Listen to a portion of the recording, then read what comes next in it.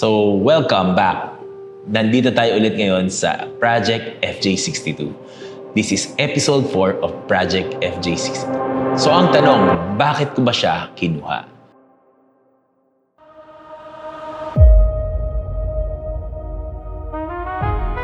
Hindi lahat ng kotse kailangan bago para maging espesyal. Sabi ng iba, bakit ko daw binenta ang mga bagong kotse ko para sa mga luma? Walang masama sa mga lumang kotse. Minsan, kailangan lang siyang bigyan ng panibagong kwento. Welcome back to Project Land Cruiser FJ62.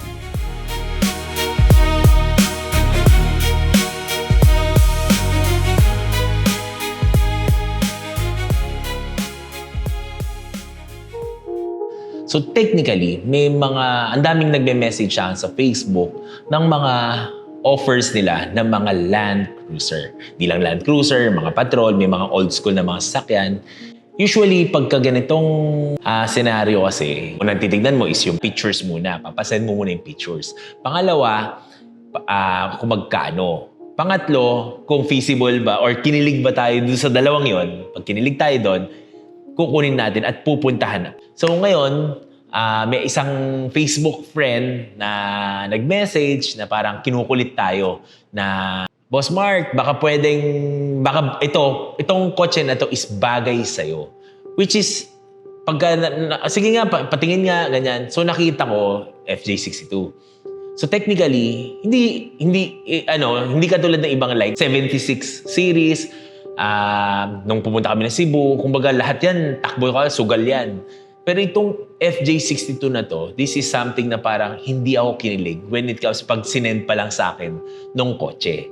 Tapos parang nakita ko, naka-junk lang. Tapos nagtatanong ako sa mga friends, like si Boss Dominic Luna, yung iba, basta maraming friends na Land Cruiser na na pag kumuha ka ng ganyan, sobrang bulokin ng mismong body, yung roof, sobrang bulok talaga. Kumbaga, ang daming kinakalawang, which is mahirap siyang buuin. At the same time, yung interior niya, sobrang, laging lang sinasabi, ang hirap mag-source ng gamit. So technically, may isang Sunday na kinukulit kami. Kumbaga, itong kotse na to parang just to say na puntahan lang natin at silipin. Hindi namin siya puntahan para bilhin. Actually guys, nung nakita ko siya, the usual na nagre-review ka ng kotse, parang wow, fresh na fresh, ganyan. Pero technically, iniisip ko, pucha, parang wala pa rin kilig eh. Hanggang sa, parang iniikutan namin, sabi sa akin ng isang kaibigan na parang, tingnan mo yung papel niyan. Parang peke pa, parang ganyan. Tapos, vinalidate namin sa LTO, which is tama. Kumbaga, lahat malinis ang papers. Ang bala ko lang talaga sa kanya is ipa-fast break ko lang. So, nasarado namin yung unit ng 350,000 pesos. Siyempre, pagka may mga kaibigan tayo na nagsasabi ng mga minor na parang to discourage yung kotse, parang for me, I'm letting go na yung kotse na yun. To make the story short, may tatawagan ako, pare, tignan mo tong kotse nito. Tapos parang lagi nang tinatanong, pare, saan yan? Pare, saan yan? Ayaw ko i-post kasi nga, pag pinost ko yung kotse na yun, baka biglang maging trending, baka magbago yung isip. Ang turning point pala ng aking kumbaga parang kaya ko siya nagustuhan. Kasi yung una, yung interior. Nakita ko yung interior, buong-buo pa. Pag-open ko ng pintuan, pag sarado ko, pucha, yun yung parang, for me, yung tunog na ganon, tunog ng sariwa pa. Actually, meron pa palang isa akong naisip. Parang gusto ko siyang gawin ng V8, gusto ko i-resto mod yung loob. Pero may mga enthusiast talaga na tumawag sa akin, best friend ng tatay ko, si Tito Peter, na, Mark, kung ako sa'yo, since buo pa ang interior, okay pa ang makina, okay pa ang ganito, might as well ibalik mo lang sa original. For me, nung naririnig ko yun, parang hindi. Parang gusto ko on my own, Pero at the end of the day, tama din naman pala. Kumbaga, para sa akin, bili ka na lang ng Series 60 na i-resto mod mo talaga kasi sira-sira talaga. Which is yung nakuha natin na 62, maayos na maayos. Maayos ang interior, walang punit ang upuan, maayos yung dashboard, which is sa inyong mga pinakamahirap hanapin sa ganitong kotse. So ayun guys, this is a little story kung bakit natin kinuha yung LC FJ62. So ngayon, punta tayo sa Pampanga at silipin natin kung ano na natapos nila sa mga pintura, sa ano yung naging problema. So balikan natin yung kotse natin sa Pampanga. Let's go!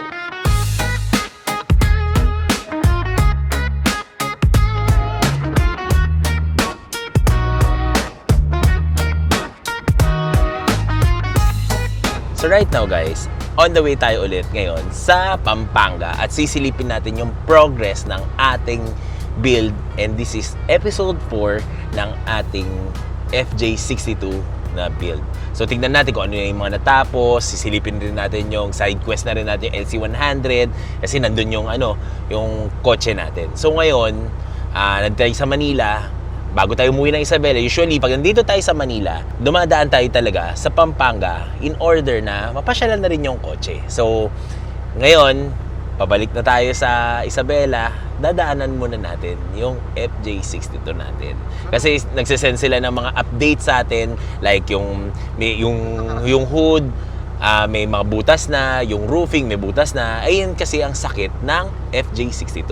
Nung nakaraan, ang natapos natin is napaandar natin, ganyan, nahiwalay na yung chassis, ganyan. So ngayon, inaano na lang, nag-test paint pa nga. Actually, nag-test paint na sila, nag-send sila sa akin ng magiging itsura ng kotse. So mamaya, makita natin, tignan natin kung ano yung mga konting problema. And at the same time, tignan natin yung wins natin with this episode. So tara, samahan nyo kami sa journey with this episode guys. So let's go.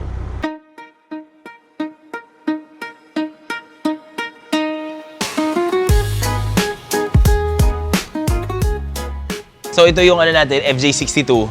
Ang ginawa muna nila is yung sa roofing. Ang usually sira kasi ng FJ62 is yung roof niya. So ngayon, binaklas lahat ng interior in order na makita kung may nabubulok ba sa taas. Which is meron talaga. Like dito, to.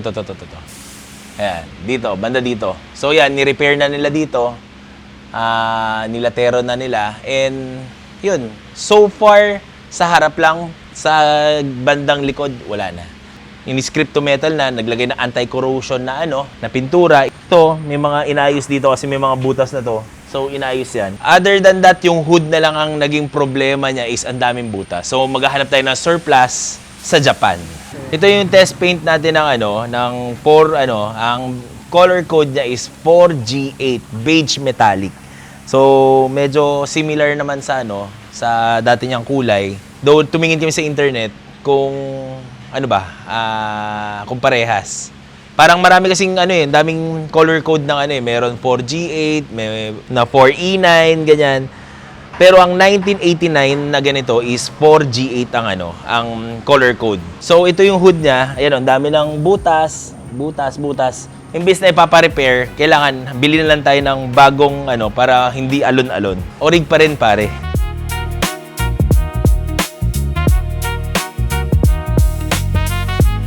So, ano yung nangyari dito, kuya?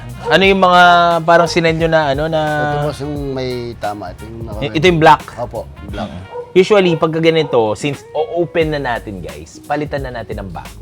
May mabibili kaya tayong bagong ganyan? Ano lang boss, surplus lang siguro. Surplus na, Pero gusto ko wala nang Walang welding boss. Mas para maganda. Ano pa bang dito? Yung Overhaul na rin natin. Opo, overall na rin. Tapos mga injector papalitan na rin. Injector. Oo, palit na lahat. Since i-open na natin siya, refresh na natin lahat. Opo.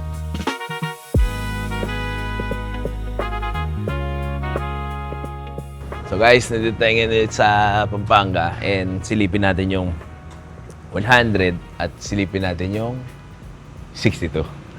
So tara. So after a few weeks, check natin yung pintura, yung hood. Yung hood kasi may mga butas-butas na.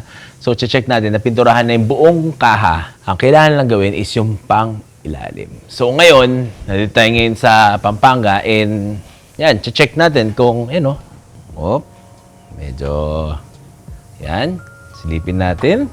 So So, ito na yung buong ano natin, napinturahan na yung buong shell natin. So, ngayon, kailangan na lang natin, kumbaga, simulan. Dito pala mag-uumpisa ang lahat. Hindi pa sa kumbaga, kailangan gawin yung makina pa, kailangan gawin yung pang-ilalim, yung chassis, yung suspension, lalagyan ng deadening yung para at least yung mga firewall, kailangan ayusin. Kumbaga, dito pala mag-uumpisa ang lahat. Kung nandun tayo sa una nandun, so ngayon nandito ulit tayo. So, yan, lalagyan natin ng deadening ang pang-baba muna. Para sa car show, pag kinatok, lata pa rin. Lata pa rin, guys. So, pati roofing, yan. Kailangan detail na lang lahat yan. Ito na ang pinaka-exciting part. Kumbaga sa bahay, may pundasyon ka na. Kumbaga, kailangan ang pinakamagastos dyan is yung finishing. Which is same with sa mga ganitong kotse na nagpi-finish ka na ng sasakyan. Hindi mo pa masasabi kung ano yung kulang unless matapos isa-isa. Kaya nga tinawag na project car kasi nga may mga bagay, kasi ito first time natin gawin. So ngayon nalalaman natin pa isa-isa kung ano yung mga kulang. So medyo nakakalumpo na ang gastos. Pero sabi ko nga sa inyo, once na nag-build ka ng ganitong sasakyan, ire-ready nyo talaga lahat. Pero nga, kailangan mong i-alat kung ano yung budget na para doon. Kumbaga, ayaw natin na magulat. Kumbaga, at least alam natin na ni-isa-isa natin yung yung pintura, ganito, yung bumper, ganyan ang budget, yung sidings, yung hood. So, lahat yan, naaayon talaga. Kung depende kasi, kung nag-project car ka, depende sa gusto mong mangyari. Kung gusto mong sagarin mo talaga, papalitan mo lahat ng brand new parts. Kung gusto mo naman ng chillax lang, ayan, medyo tama lang, di ba? Ngayon ko lang na-realize na sobrang gastos pala mag-project car. Yung kotse, parang triniple niya na ang gastos niya. Current bill namin, nasa 300,000 na for the body works pa lang. Wala pa yung mga pyesa, wala pa yung mga i-breakdown namin yan. Magkakaroon tayo ng episode na i-breakdown natin lahat ng gastos natin dito. At titignan natin kung magkano aabutin ng sasakyan na to. At kung worth it ba yung mga ganitong gastusan sa kotse na to. Pero ang good thing dito guys, may small win na tayo. Like yung pintura, medyo nakikita mo na yung katotohanan. Nakikita mo na yung itsura, nakikita mo na yung kulay na gusto mo. Kumbaga metallic na beige. So ngayon, ang mga next natin, yung exciting part, yung kumbaga, ito yung pangtaas, yung pangbaba ang nire-ready natin. Kumbaga yung kung paano siya mapatakbo, paano mo siya, kumbaga yung puso, yung makina. Kumbaga ganun ang kumbaga ito, panglabas na anyo lang. Gets mo? So, yung pangilalim, yun yung mga next serye natin. Ang tanong, saan natin siya gagawin? So, yun. At the end of the day, ang sabi nga nila, kailangan enjoyin mo ang car life. At the end of the day, kailangan mo enjoyin ang proseso. Dapat ready ka sa mga yung gastos, ready ka maghintay, ready kang, huwag kang mainip. Kasi pag nainip ka at nagsawa ka at na-burnout ka, ibig sabihin, hindi ka para dito. Like me, na naiinip, pero ngayon, kailangan kong matutong maghintay.